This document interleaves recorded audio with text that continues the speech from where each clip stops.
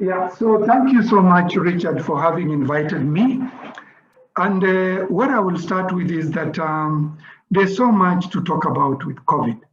But what I'd like the audience to be able to appreciate is always good to know the source of infection.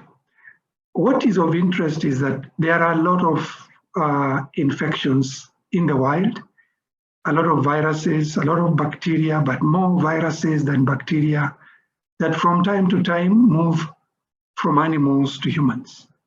Ebola is one, Marburg is another, influenza is another, but all these viruses belong to different things. So bats are believed to be the ancestral host of coronaviruses. And even with the latest reports that now have come from Wuhan, it is actually clear that the SARS-CoV-2 virus we are dealing with moved from a bat to a secondary animal, and then from that secondary animal to humans. So these are things, we really must appreciate. And those in geography, those in medicine on this audience will understand me when I talk about One Health. One Health is the science that brings together human, animal, environment, interaction, and infection that can move back and forth. And since we are seeing this, it tells you that it is not over. Infections from animals will keep spilling over to humans, at times with the devastating consequences, just the way we have actually seen. And then even coming closer to coronaviruses, these are the natural hosts. Humans are natural hosts: pigs, dogs, cats, camels, bats, snakes, and even bats. And I want to let you know here and now that camels in northeastern and in the Middle East are actually infested with one species of coronavirus we call MERS-CoV, the Middle East respiratory virus, which is actually a coronavirus, which is actually endemic in those areas. So as we speak, coronaviruses are not new. These are viruses we have known, for a while, only that the SARS-CoV-2 we are dealing with, among the strains of coronaviruses we know, is highly new in humans. Then, just to show you, because people are talking about variants and issues to do with variants. Just to show you that coronavirus, the way it replicates, is a very simple virus. It's not big.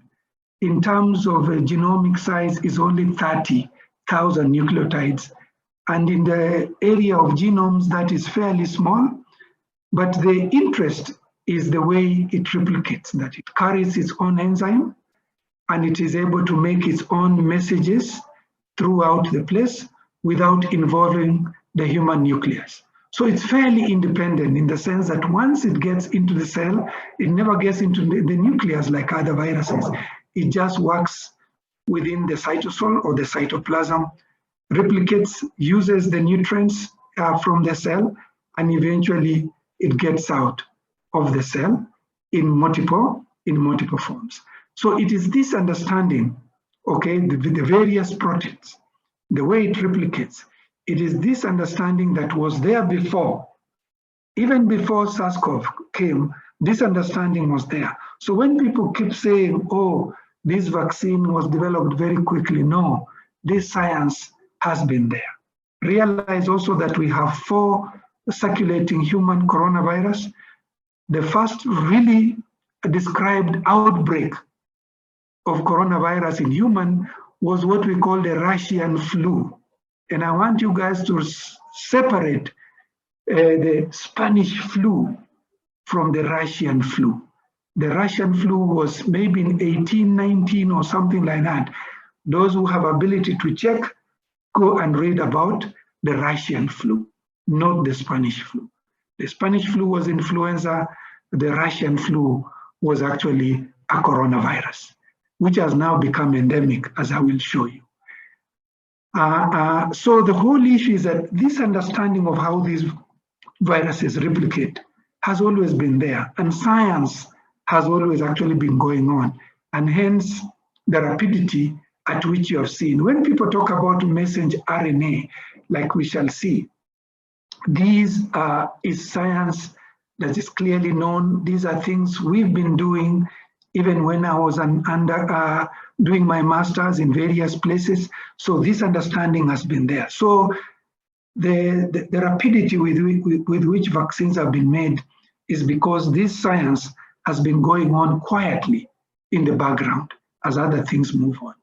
And SARS-CoV-2, this is still evolving. This is now the taxonomy. Taxonomy just means classification. And here you look at the various lineages that we are talking about, and there are many. And the ones that are critical is this one we are calling the B1.1.1.7. This is what was found in the US. The points just means mutations at what sites. The B1351 is what was found in South Africa. But you can actually see that as we grow, this is just the A lineage. We also have the B lineage. We also have the C lineage. So this story is still evolving. And that's why, I tell people when you talk of a variant, don't talk of a variant in absence of its clinical aspects, in the sense that has it escaped this, has it escaped that, as I will show you. So this is just moving from here and then beginning to understand the various classification and what this means, that some of these variants are silent, they don't mean anything, but some of these variants actually enhance disease, or they enhance transmission, or actually they escape the immune system. But this is a picture that is actually still evolving, because you can see this is a different classification, looking at A, I, H. This is another classification, Pango. So it tells you that we are not there yet. Eventually, we shall get all this unified into one, so that we can be able to talk about the taxonomy in very clear terms. And when you come closer to Kenya, Richard, you guys can hear me? Yes, absolutely. Loud and clear. Yes, and when you come to Kenya, so far we have not done very well in terms of sequencing. We have only sequenced 686. This looking at various aspects of whether you are looking at the global influenza classification, or whether you are looking at the lineage using the Pango. We have 8 clades, and we have, among these, we have 34. We have actually seen, if you see where my arrow is, we have seen this B1117. This was the strain that was isolated in Britain, and we have seen that in a total of a few, just one isolate. And then the South African isolate, which we are calling the B351, we have actually seen that in 6. You can see using one lineage, we call it B. Using another lineage, we call it GH. So we should be able to appreciate that this is a really growing concern.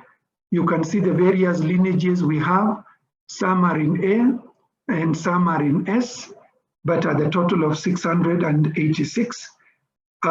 This area is still evolving. We are still not very clear what some of our own lineages mean, because we want to be able to go further to associate a lineage with a disease or epidemiological outcome.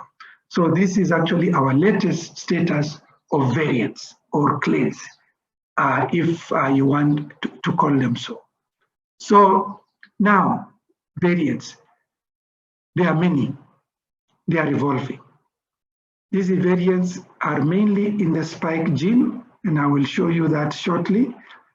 But the whole issue is that, should we be concerned? And the truth is that we should actually be concerned. Why should we be concerned? We should be concerned about viral mutations because, one, they could affect the diagnosis in the sense that these variants might escape, such that people come with SARS-CoV And we say they are negative, but clinical features are those of SARS-CoV. They may also escape vaccine. This is our worry, because the current vaccines we are making were based on isolates that have been collected maybe 6-7 months ago. They might also be more infectious, so that more people are infected than before. Or these variants might actually lead to severe outcome and mortality. So when you hear us talk about variants of concern, it is variants with a worst case scenario. If we can't make a diagnosis, we have a problem. If it escapes vaccine, then it means we have to do like what we do with influenza. We must be able to use artificial intelligence to tell us which direction these mutations are going, what kind of mutations we are going to have in the next 6 months, and make vaccines that match the kind of mutations that we are expecting in the next 6 months. I know with that artificial intelligence, just the way we do influenza, that can be done. If these variants cause more infections or severe outcome. So this is the reason why we are so concerned about variants and recombinations. Then the next thing is just the issue of infection. We are told to mask, we are told to social distance, we are told to sanitize. And it's because SARS-CoV can actually be transmitted through aerosols. These are much smaller droplets, and this can go to quite a distance. And then it can also be in droplets, and these are slightly larger, usually through cough. Aerosols will be mainly through breathing, and respiratory droplets will be mainly through cough and sneezing, and again, through direct contacts. This can actually be can be airborne. If you are in a place where there's no proper circulation, toilets that are, somebody goes there, stays for a while, breathes or coughs, these aerosols will be suspended for a while within the air. And that's why we are requesting for distance. That's why we are requesting for proper aeration, open the windows, and then also droplets eventually end up on surfaces, door, glass, and what have you. And that's why we are talking about regular cleaning of surfaces, because when you touch a contaminated surface and you touch your mouth or your eyes, you can actually get infected. And also through the toilets, droplets, the nuclei, through fecal-oral transmission. So ladies and gentlemen, these are the issues. And that's why when you hear us talk about distance, issues to do with wearing a mask all the time and wearing a mask properly, because I see people only closing their mouth and they completely leave their nose out. That is not the proper way of actually wearing a mask. So all these are the modes of transmission. And when we talk about sanitization, people talk of fumigation. We are not talking of fumigation. We are talking of sanitization and cleaning surfaces from time to time, doorknobs and things of that nature. Then the disease itself. There are 3 stages of disease. The early stage actually involve the upper respiratory tract infection. Usually people will present with fever and dry cough. Usually the early stages. Some people might say we are having a bit of a throat, and then they develop fever. This could be in the first 5 or so days.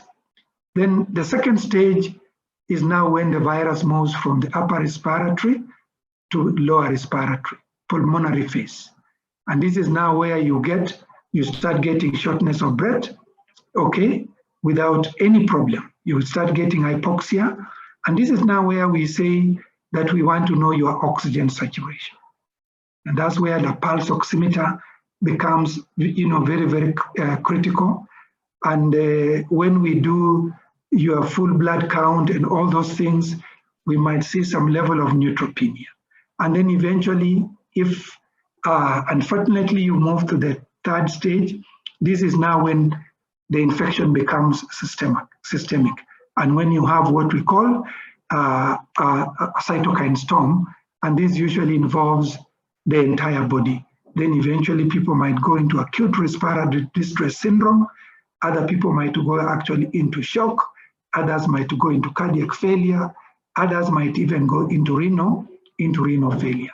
So these are the 3 stages. So in the lab, we look for the virus itself. And the early stages, we can also do full hemogram and look for lymphopenia. Then we can do imaging, the MRI. And MRI is very clear when you get the ground class appearance that now your lungs are involved. And then lastly is an elevated inflammatory markers in the 3rd stage. And this is where now people end up in ICU. Others will require dialysis, and things are not usually good at this stage. And as I can say now, there's really very little in terms of antiviral agents. All the treatment is symptomatic. All these drugs you are hearing people talk about, Coartem, all these drugs you hear, ivermectin, none of these drugs have been proven to work. What I actually advocate for is for us to get what we call monoclonal antibodies. Monoclonal antibodies are antibodies that will bind to the virus in the very early stages and ensure that the virus doesn't replicate in large amounts to move from stage 1 to stage 2. Monoclonal antibodies do work, and there must be specific monoclonal antibodies against the SARS-CoV-2 virus. And then the others are dexamethasone, and these are drugs that are actually used to try and dampen the inflammatory immune response. And then others could actually also be monoclonal against the inflammatory agents, especially interleukin 6. And then if you have a secondary bacterial infection, then we end up putting you on antibiotics. And as you move from stage 2 to stage 3, then you need oxygen, because your lungs are so affected, the atmospheric oxygen is not enough. You need to get oxygen at almost 100%. And that's what you're hearing, that we are now in a problem. We don't have enough oxygen in this country. And then in terms of diagnostics, the infection gets you when you get exposed, and then the virus begins to replicate in the upper respiratory tract in the nose. And in these early stages, even if you're tested, you are likely to come out false negative. The virus will be there, but it will not be in sufficient quantities. But between 0 and day 5, the symptoms set in and the viral load within the nose is enough. And when we use RT-PCR, then we shall actually find that you are infected. Then eventually the virus reaches a height, and it also begins to decline as you recover. And it also reaches a point whereby, again, the virus might be there, but it is in low amount. We also get a false negative. So the reason why we were talking about a test for diagnosis and a test for recovery is actually this tail end here, to ensure that we are totally recovered and there's no virus within your nose and you cannot actually infect other people. So during this period of time, if you have COVID, you must be in isolation. Because if you are not, then you are likely to infect others. You must be putting on a mask and you must social distance. And then let me not go into this a lot, but it's just an issue of the various tests that are available.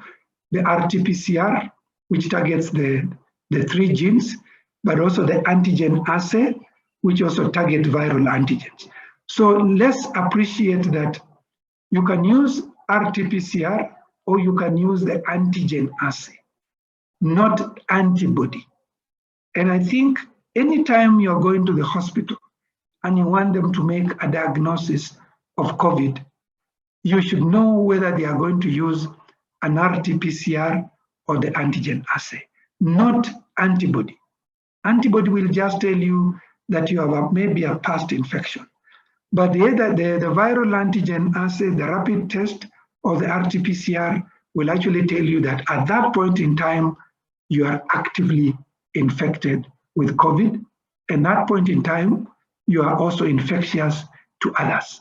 So these are issues, gentlemen, you should be able to know so that you are not just doing a test and not knowing what the test is or what the test means. All right? And then coming back home, we have, I don't call these waves personally, I call this a surge. The first surge, when the first patient came in March last year, we had a surge between June up to about August. And that surge quickly declined.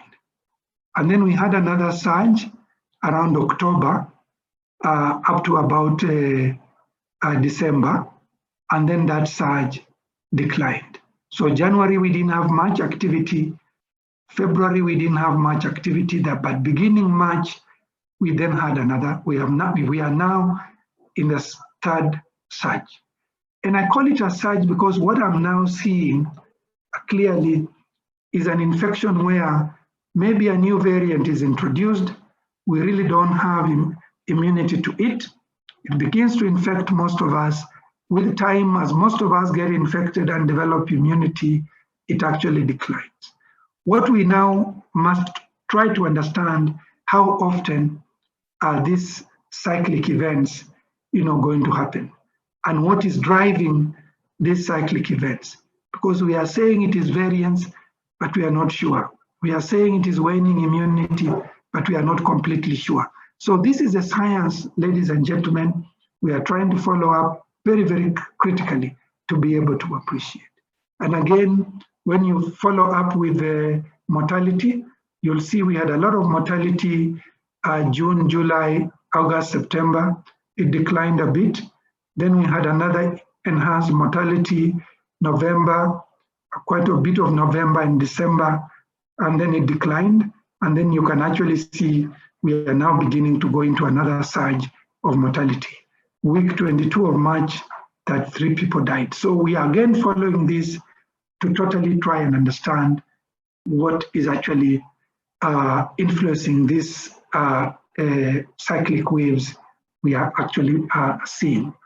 And then I really not need to talk much about this other than exposure, infection, and outcome. But I show this to tell you, where would the vaccine work? We want the vaccine to prevent infection, so that if you are not infected and you are vaccinated, can the vaccine stop transmission?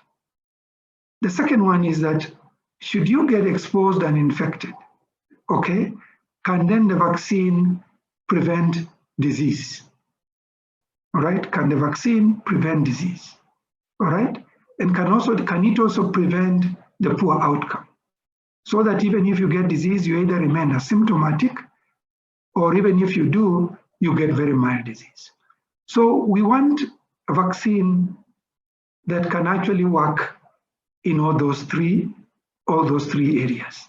Possibly stop infection completely, or if it can't stop infection, should you get infected, we want that vaccine to stop you from getting severe disease completely. And at the same time, we want a disease then, if you are infected, if you have a good vaccine, that vaccine should also prevent you from transmitting to other people. But the interesting data in this country is that over 70 to 80% of those of us in this country who get COVID remain asymptomatic. Only about 20 to 30% actually develop symptoms, and even a smaller number end up with severe disease. The reason why we are ravaged with this asymptomatic is because our healthcare system is in bad shape. When we talked last year about additional ICU facilities across the counties, very little was done. When we talked about building oxygen plants in the various counties, very little was done. So when you see the problems that we have now, these are actually problems that we should have sorted out. Part of what I see as a major problem, And I would like you guys, and we are all Kenyans, to discuss. The devolved healthcare system is not working. The devolved healthcare system is not working. We must sit down as a country and think seriously about how we want to conduct the business of healthcare in this country. If we were well organized, we will not actually be ravaged with this 20 to 30%. So these really are the discussions we should be having. We should not be having discussion that, oh, the vaccine is causing clots. That is not an issue. The issue is that what do we do here and now to ensure that we sort out this healthcare system? Because as I've shown you, another outbreak will come.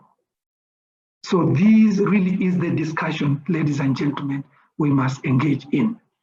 Then how vaccines work, I've actually described that. It will either protect you from disease or it will protect you from the infection. And really, when we look at vaccines, three things come in: efficacy, protection, and cure. But cure is not there because vaccines can't cure you. So it is efficacy and protection that becomes important. And as I reach a conclusion, we want a vaccine that will prevent you from getting infected. As I said, should it not protect you from getting infected, then if you get infected, we want a vaccine that prevents you from getting the disease. If it can really not prevent you from getting the disease, we want it to prevent you from getting hospitalized. So you get infected, but you remain totally asymptomatic. Then our healthcare system will not be ravaged. And then preventing you from going into intensive care unit, preventing you from death, but also we want a vaccine that will prevent you from transmitting the virus to other people. As far as we are concerned, the kind of vaccines we have actually working here. They prevent us from getting the disease, but they also prevent us from getting severe disease. These are the two areas where the vaccines are actually working. And then these are the currently vaccines that we have out there. None of these vaccines has received market authorization, meaning that all these vaccines are still under investigation. But they have been moved to emergency use authorization because the outbreak really is so big. But phase 1, phase 2, and phase 3 preliminary data showed that these vaccines, to a large extent, are efficacious. And you can see the Pfizer one is 95, and this is a good thing. The Moderna one is also 94. The Sputnik vaccine from Russia is also 92. And then this is the vaccine we are using, the Chadox AstraZeneca is 70. But regardless of these numbers are not bad, ladies and gentlemen, okay, from 95, because in the real world, any vaccine that is over 70% or over 75, 70, 65% is actually effective enough, because what we want to stop is that cycle of transmission. So all these vaccines are efficacious, all these vaccines are actually safe. The current one we are using is this one, the Chadox AstraZeneca vaccine. That is the one we actually have in this country.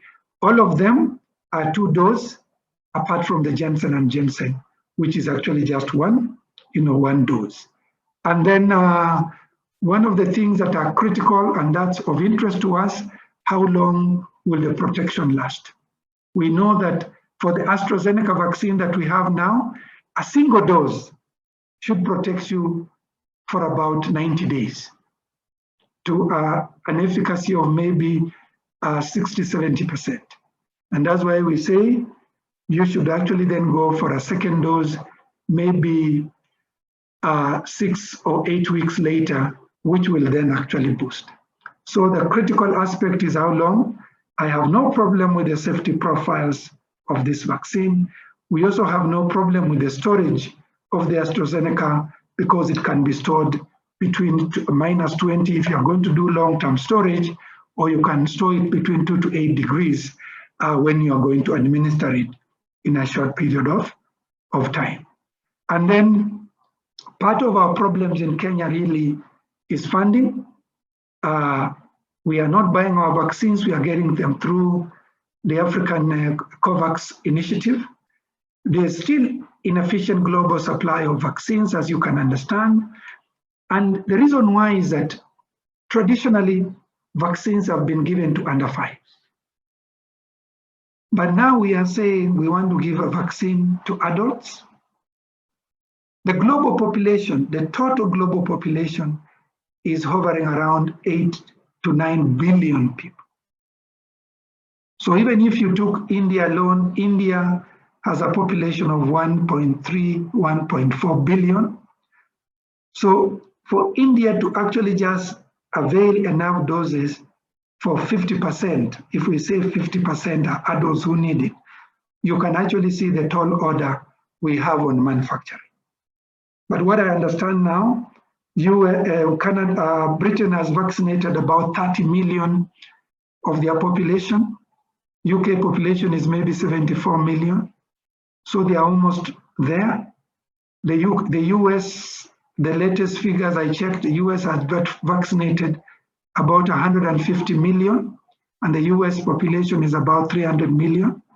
So I believe that as these countries do more, by June, July, we shall have sufficient vaccines for Africa not to have this insufficient supply. And then this is the problem we are dealing with in Kenya. Activists, people rejecting vaccine, hesitancy, and skeptics. So as we speak, gentlemen, I'd like to move you away from this side of the curve and move you to this other side of the curve, where we are accepting vaccines, where we are actually demanding for vaccines, and where we are actually advocating for vaccines. Realize that those of us, and I'm sure all of you, if you are older as I am, you must have received a smallpox vaccine. Just check for a scar on the left arm. And if you see a big scar there, that was a scarification for a smallpox vaccine. We have since eradicated smallpox. Africa was declared polio-free last year. It was because of vaccines. And we don't see the ravages of measles and all these vaccine preventable diseases because vaccines work. So the activists we see, the hesitancy, the rejection is totally uncalled for.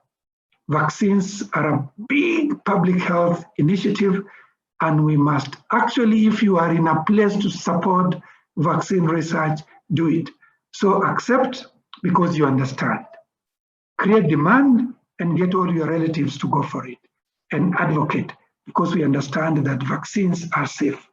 You know, I've been hearing things, oh, vaccines take 10 years. Vaccines don't take 10 years to make. It depends on the pathogen. I can tell you here and now that the search for a malaria vaccine started over 100 years ago. It's only in the last 5 years that we now have a malaria vaccine. And that vaccine, again, is not very good. It is now being tested in phase 2, phase 3B. It has taken over 100 years. So when I hear people talk about 10 years, it is actually lack of understanding. We have had HIV/AIDS for the last 30, 40 years now. We still don't have a vaccine. So if it was an issue of time, we would actually have an HIV/AIDS vaccine. Why don't we have it? Because the pathogen is a difficult pathogen to develop a vaccine for. And the reason why the COVID vaccine has been developed very quickly because since 2002, when we had the first outbreak of SARS-CoV in China and Asia, SARS-CoV-1, and all this understanding was there, they started looking for a coronavirus vaccine. So what you are hearing now is not something that maybe the scientists have been talking about. It is things that we have been doing and researching quietly. I'm sure a lot of you may not be aware that as we speak, we have 2 Ebola vaccines that are now being tested in phase 3 and phase 4 in DRC Congo, Rwanda, and Guinea, and Western Uganda. The phase 1 and phase 2 Ebola vaccines were done here in Kenya at Kali, and I was the PI. Those vaccines are based on the same recombinants we are talking about, the AD26 and the MVA. So there's a lot of information that maybe has been in the background that was not for public consumption. Maybe we were talking about it among the scientists, but what goes on quietly in terms of research and discovery is actually quite a bit. So Richard, let me stop here and then invite discussion. Thank you very much, and I'll stop sharing.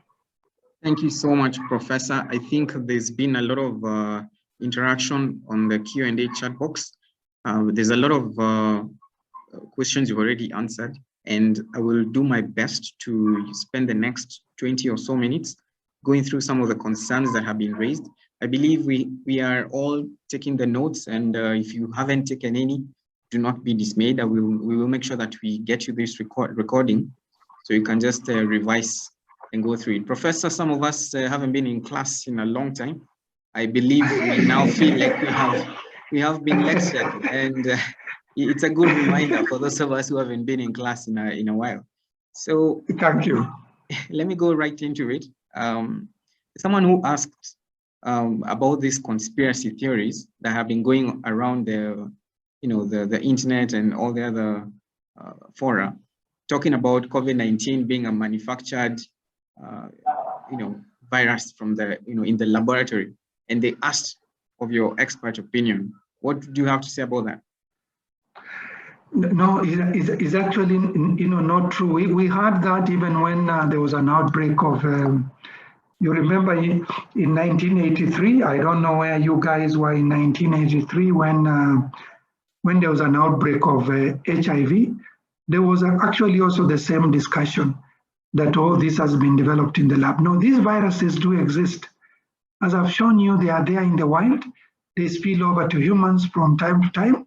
A lot of viruses actually spill over into humans, but they don't go beyond human-to-human transmission. And the team that met in Wuhan from WHO the other day to look at the origin, clearly, if you follow that data, they have actually said that this particular virus, this particular strain, the SARS-CoV-2, emanated from a bat, went through an intermediate host. That intermediate host is what we don't know yet, and then it ended up in humans.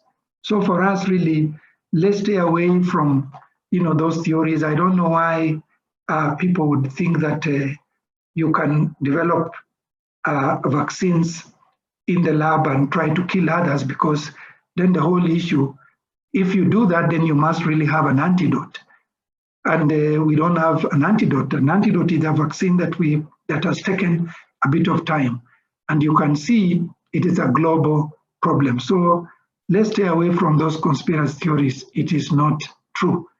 SARS-CoV-2 emanated from a bat.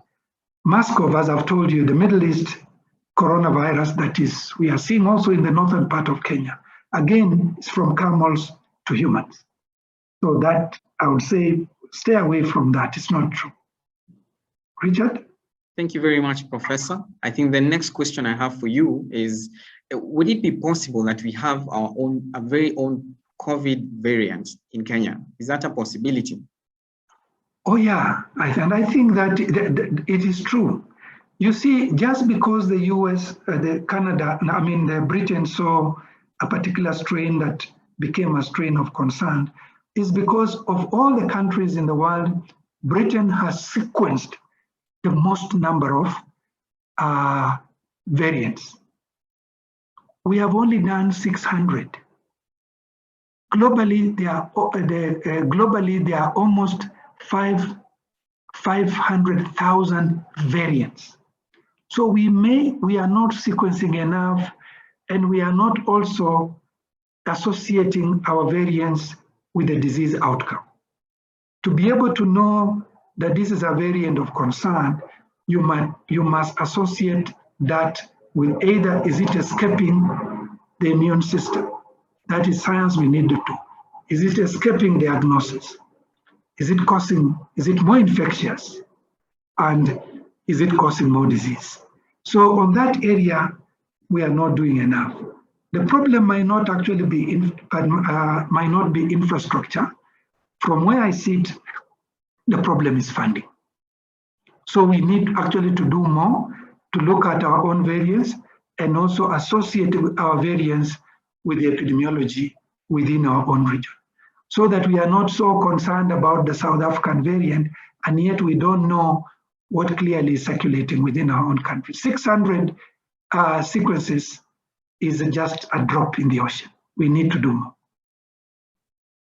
I think that's a very interesting perspective. And I know you've spoken a lot about funding, because someone asked whether we might have an opportunity to develop our very own vaccine here in Kenya or even in Africa. Do we probably have such steps that might be taken in the next or in the near future? Is that something that might be in the works? You see,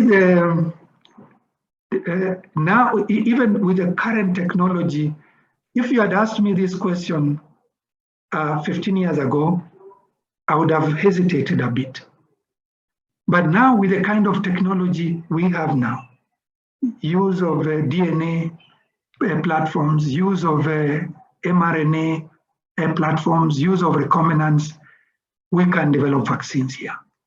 My push is that if there are investors out there, don't leave this to government. If there are investors out there, let them talk to research organizations just like us. Vaccines can actually be developed. It is actually easier now than before because of the leap we have made. 20 years ago, we were talking about mRNA vaccines, but we never knew exactly how to make that mRNA stable and not lose its viability. But between then and now, it is clear. 2 vaccines are now under emergency use authorization under mRNA. Ebola, 2 recombinant vaccines have actually been authorized to be used under the recombinant. So we will not go to those live attenuated approaches of before. So for me, really, if there are interested Kenyans who can actually go into what we call venture capitalism and work with an organization like universities or Cambridge or any of these products can actually be made in Kenya. But not only vaccines, ladies and gentlemen. We suffered and we still continue suffering importing diagnostic kits. This can also actually be made here, because maybe those of you understand we were just importing primers and probes. The infrastructure is already here because we do a lot of research using the same infrastructure, but we were just importing primers and probes to make a diagnosis of COVID. And these are things we can actually be able to make here. So for me, really, whoever is on this forum and they really want to see Kenya and even the region develop, let's begin to think of investing into research and development. Over. Thank you so much for that. There's someone who asks, what would be the best stage to get tested? I think they were talking about if you're presenting with signs of, say, COVID infection, when would it be most ideal to get tested? And even after you get tested and you're positive and you get better, does it mean you still need to get that vaccination for you to get future protection? You see, 2 things. If you start presenting at this point in time in the current situation in which we find ourselves, if you present with any fever or any dry cough or any unusual symptoms, I would suggest that you quickly get tested for COVID, but at the same time get tested for other causes of fever. So a dry cough, maybe aches here and there, even diarrhea, loss of smell, quickly move and get tested. Once you are tested, then your doctor will advise you, depending on whether you have any risk comorbidities, obesity, hypertension, diabetes, old age, will advise you, they'll follow you through. And for those who have been infected, we are saying is that once you recover from COVID, wait 6 to 8 weeks before you go for the vaccine. For those who are having COVID now, once you recover and you are told you have gone for the test, there's actually no COVID within your upper respiratory tract, wait for 6 to 8 weeks, and then you can see your doctor after 6 to 8 weeks to just ascertain that everything is okay. Then at that particular juncture, you can actually then have a COVID vaccine. And the reason why we are advocating for a COVID vaccine for all of us, regardless of whether we have had COVID or not, is because the vaccine induces, we think a vaccine induces a slightly better immune response than the full disease itself. But also for those who have had COVID, we believe that a vaccine boosts your immune system against COVID. So those are the areas that are of interest to us. Over. Thank you so much for that, Professor. Now, there's someone who asked, and I think this is something that many people have, thought about. After you get tested for COVID and you're positive, and you do the 14 days of isolation, and you do not present with any signs of infection, is there any need for you to do a retest? Is there any need for you to do a confirmatory test? Or are you in a position to then resume normal function and normal life, so to speak?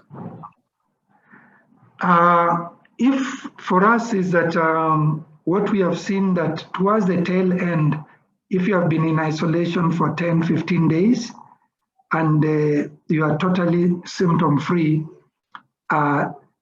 there is no need for doing another test.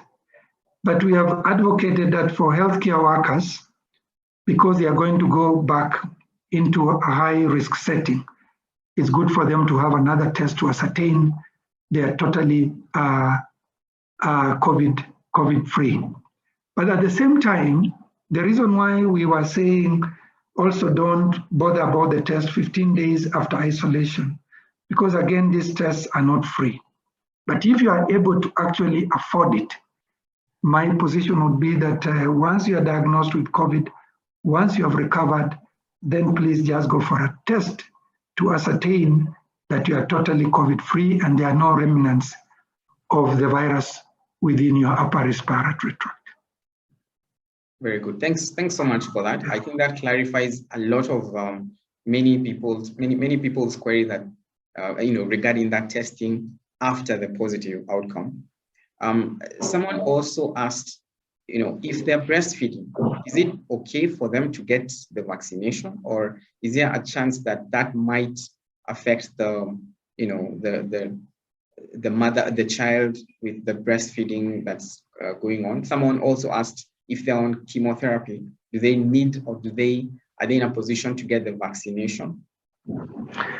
Okay, for the lactating mothers, it can be decided on case-by-case basis. Ideally, this vaccine has not been tested for safety in lactating mothers and pregnant women. And also the vaccine has not been done under the age of 18. It's only now that those clinical trials to look at safety and immune response in lactating mothers, pregnant women, and people under the age of 18, those clinical trials are just beginning now. But what I would advise is that for those who are lactating, I think if they visit their doctor can look at their risk of getting infected vis-a-vis the risk to the child in terms of breast milk. This the construct, the way it is made, it's unlikely to cross into breast milk into the mother. So ideally, we don't recommend these vaccines for now in lactating mothers because we don't have a safety profile. But what we are saying is that your doctor can advise looking at the risks involved. If they see that there's a very high risk of you actually getting infected, then vaccination then outweighs. If the risk is too much, then we can recommend vaccination. So in lactating mothers, it is actually case by case basis. And then for those who have comorbidities, those with hypertension, those on chemotherapy, again, your doctor can advise. If at that point in time, there's really no other underlying problem, there's no fever, there's no other underlying infection, then those with comorbidities, those on chemotherapy, those can actually be vaccinated. The group that is also not clear and studies are beginning is those who are HIV infected. Again, the phases that we went through, phase 1, phase 2, phase 3, currently globally, they not only look at HIV, but now clinical trials are beginning also in HIV. So with time, we shall also know the safety profile and the immune profile of these vaccines in HIV infected individuals. Over. Thanks. Now, there's a very important question, and I think this applies to many people. Now, you will have people who get tested positive, they will test positive for COVID, and after going through the isolation period, they will still present with symptomatic infection. And when they go for the test, maybe a retest, it comes out positive. But there's still others who will present with no symptoms. And once they get tested after the 14 days, they will still come out positive. So someone asks, does it mean that they're still virulent, or does it mean that they're still infectious to other people? Does it mean they need to go into more days of isolation? What measures do they need to put to avoid accidental cross-infection? Yeah, it's very interesting. The natural history of COVID is very varied. Last year, we followed about 3 individuals in this country who were shedding COVID for almost 40 days. We kept testing them and they kept shedding. They were not very sick. They had fever here, fever there, very mild disease, but their positivity in terms of continuous shedding of virus was almost 40 days. Then there's another phenomenon we call long COVID. Long COVID are individuals who get COVID, recover, they are tested, they are completely COVID-free, but they end up with symptoms continuously. Some continue with a lot of fatigue, some continue with a lot of, breathlessness. Okay, some just continue with aches. Some might have visual issues. Others, they lose smell and it doesn't come back at all. So the natural history is actually evolving. So there are various approaches to individuals. Those who shed for prolonged periods of time, and these ones really are a danger to others, so they must continuously mask and isolate for this length of time. Those with long COVID, we must follow them up for a period of time to manage the signs and symptoms they continuously have. And then the group that have COVID but are totally disease-free. I remember you must have seen some videos of guys who are in isolation in KU and were doing push-ups and doing exercise. So there is that group again. So there are varied presentations of COVID. And the way I showed you, 70 to 80% of us in this country remain completely free of symptoms. So these are things that we are trying to really understand to say, who gets long COVID? They are not shedding virus, but they are showing prolonged signs and symptoms of COVID. Who are these who get COVID and have prolonged shedding? Are there any markers that we can actually have to say, this guy will have long COVID, so what can we do? This guy will actually shed virus, so what advice do we give? These guys will totally remain asymptomatic, and actually what should we advise? So as I said, the natural history, just as I said about the variants, are still evolving. So is it the host that influences this outcome, or is it the virus that influences this outcome, or is it the interaction between the host and the virus? And I believe there is something between the host and the virus. That's where the real finding will be, and those are things we are actually looking at. Over to you, Richard. Thank you very much, Professor. As we wind up, I know there's been a lot of information that we have gathered here, and the questions are quite many. And for purposes of making sure that we are on time, we will only take a few more. But there's one question I think is very critical for us to just clarify, Professor. I see people still asking about, when you talked about getting the first vaccination, and the vaccination will last you 90 days. Someone asked, does it mean that, how long does a second vaccine last you? Do you need a third vaccine? And is this vaccination going to give you a lifetime protection? And someone also asked whether children are going to be provided with the vaccination. I think you can combine that question, Professor, with the different types of vaccinations that are available. Someone queried, what draws or what guides the decision in terms of which vaccine has been chosen. For instance, the AstraZeneca, what made that decision, what guided that decision? And someone also asked if we can shed a bit more light in terms of the other vaccines that we have had are available locally. Some are even being costed, and I understand some people are even getting them at a cost. So we also got some information from the government that these vaccinations are not officially recognized. Maybe you can combine all that as one conglomerate response. Okay, to start with, then we chose ChAdOx. You can see my screen, or I stopped sharing? You stopped sharing.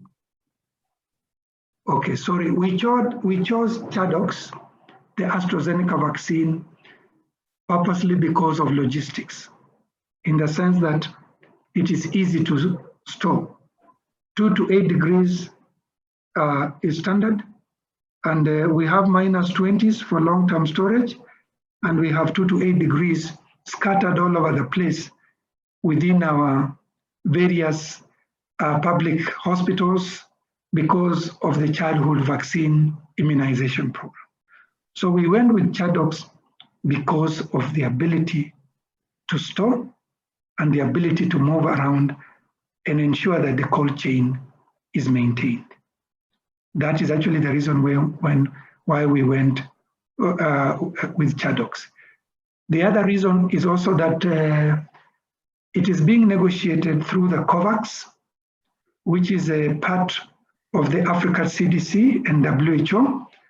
And this group, the University of Oxford and AstraZeneca, were more appealing, than these other groups. So really, what drives what vaccine is really the logistics of it, but also the other aspect of it is cost. The Pfizer vaccine and the Moderna vaccine are fairly more expensive than the ChAdOx vaccine, but also they need more stringent storage than the ChAdOx vaccine. And that's why we actually went for that.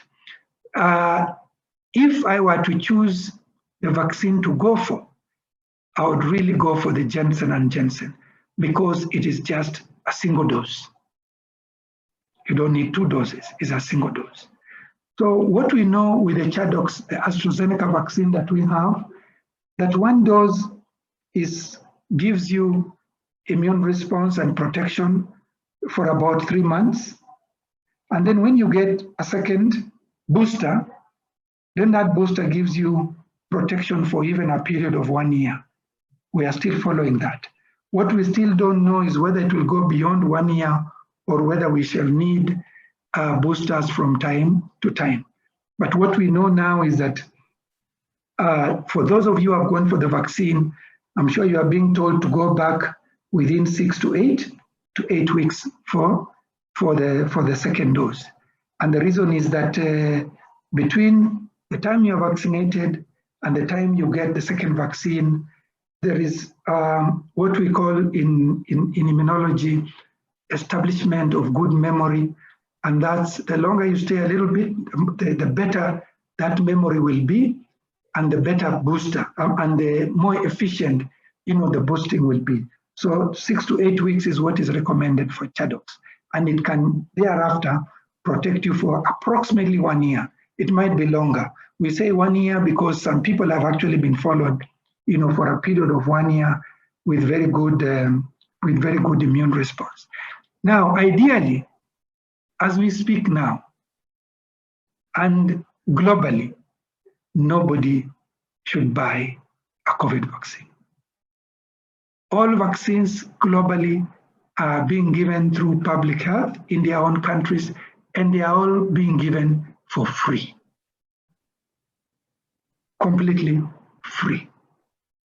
So why the private sector in this country should rush to buy vaccines to begin to sell is something that personally I feel very painful. Ideally, what the private sector should be doing is supporting government initiatives. Help us buy more tablets. Help us employ more staff. Help us with facilities to ensure that we can have -20s and 2 to 8 degrees so that we can actually have these vaccines in most places. Ensure that we have enough healthcare workers so that instead of going to an outlet with only 2 vaccinators, we can have an outlet with 5 or 6 vaccinators. So I really feel pained that at this point in time, when we are really struggling with hesitancy, skepticism, and really funding to really ensure that we can give these vaccines to many people, others are rushing to buy to sell. Very unfair. And this is part of what I'm talking about, rethinking our healthcare system. Very unfair. And then number 2, the vaccine they are talking about, the Sputnik vaccine, is not under emergency use authorization through WHO. It is not, if that is an actual vaccine. It may be a good vaccine. I've looked at the way they went through and the efficacy and what have you it is. But ideally, at this point in time, we should be supporting government initiatives to ensure that we all get this vaccine for free, not to sell it. That will be my position. Back to you, Richard. Thank you so much, Professor. I think that passionate appeal has been very clear. I just want to take this time to thank each and every one of us who made time this morning to join us in this discussion. I believe we have all gathered 1 or 2 points that are going to help us, especially in terms of managing the COVID-19 space. The message remains very clear. We still have a lot of personal responsibility in ensuring that we manage the COVID-19 infection rate. There's still a lot that we can do because we, again, do not necessarily have to wait for the government to place very stringent measures, including the lockdowns and the curfews, for us to know that we ought to maintain proper distancing, we ought to wash our hands as often as possible, and even properly put on our masks when we're in the public, in the general public. So there's still a lot of personal responsibility that we need to apply in our individual spaces to manage the COVID-19 infection. Of course, as we get more information from the government as far as the vaccination rollout is concerned, this information shall be made available to you. And the biggest agenda here is to encourage all of us as much as it would be possible to get vaccinated, because it's better for you to get the vaccine as opposed to you not getting it and getting really adverse effects from the COVID-19 infection. So from Zamara, we would like to thank Professor Anzala for creating time to be with us from his very, very busy schedule. And we thank you, all our participants and attendees. As we said, we're going to share this recording with you as long as you have been able to join this webinar session. And we'll be able to give you the highlights, some of the things that have been discussed. We'll create some communique that we can share with you for posterity. So I think, Professor, this is a good time to give you a very final comments and remarks before we call this session to a close. Yes, thank you very much. Thank you very much, Richard. And just to reiterate what you've actually said, that clearly, for me, at this point in time, lockdowns may not be the way to go, but just the way you have said, really personal responsibility. Let's put on our masks, let's social distance, let's ensure that we sanitize properly, let's avoid super spreader events. Churches, mosques, bars, and when you are going into a bus and you see that it's crowded or a matatu, my advice would be, please stay away, because that's the only way we are going to keep this virus away. And then when you see information, before you forward, please find out its authenticity. What we have had in science, there's been an avalanche of publications, some of them in very dubious journals. So we are here, we are available, Richard. If there are any issues that really people want us to unpack, you called me and I made myself available. So let's ensure that what we forward is correct. And there are things they are calling preprint. When you hear something called preprint, then it means it has not been peer reviewed. It has not been peer reviewed. So chances are it's not good science. There's a lot of science out there, but most of it is actually not good science. And also realize there have been a lot of retractions of various publications, because when they went through peer review, they actually didn't stand the scrutiny. So that's what I would like us to do, because when you forward, you are also propagating this particular misinformation. You are passing on rumors and things that should not actually go forward. So let's just take good care of ourselves. As scientists, we are here to assist to unpack some of these things. Feel free to call us. If I can't, I can always recommend another colleague to be able to do this. So thank you very much. Thank you for inviting me. And I hope all of you, wherever you are, you at least pick one or two things that are going to assist you. But all of you, go for your vaccines. Don't wait. And as time goes on, vaccines are going to be more and more available. Don't buy the vaccine. Ensure you go and get the free vaccine that is being given by the public sector. Over. Thank you very much. Without adding any other words, I'd like to wish you all an amazing day ahead. And until next time, when we host another amazing session, webinar from Zamara, it's goodbye from our end. Asante sana, Richard, and bye-bye.